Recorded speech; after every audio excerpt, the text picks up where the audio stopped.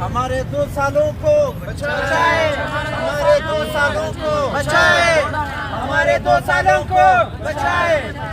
السلام علیکم ناظرین، میں ہوں کمل امتیاز اور آپ دیکھ رہے ہیں ٹوڈے پاکستان نیوز۔ بلوچستان میں سرکاری ملازمین کے بعد آج طلبہ بھی احتجاج کرنے نکلے۔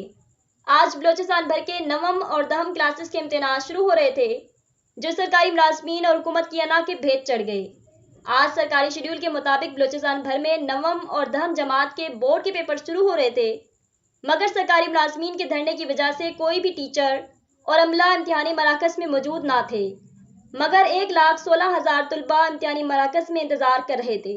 2 گھنٹے گزر جانے کے بعد طلبہ نے بلوچستان میٹرک بورڈ کا رخ کیا اور بورڈ آفس کے سامنے اپنا احتجاج ریکارڈ کروایا۔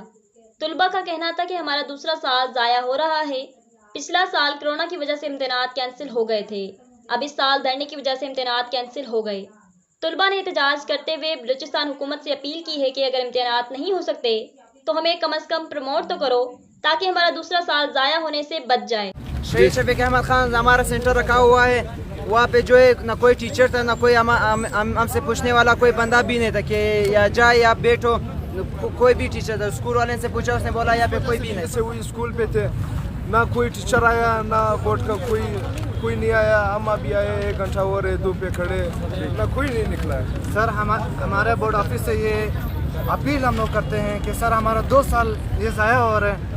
انفیکٹ سر یہ ہمارے 2 سال جتنے بھی اب بلوچستان حکومت اور سرکاری ملازمین دونوں کو سوچنا چاہیے کہ بلوچستان کے مستقبل کو کیسے بچانا ہے۔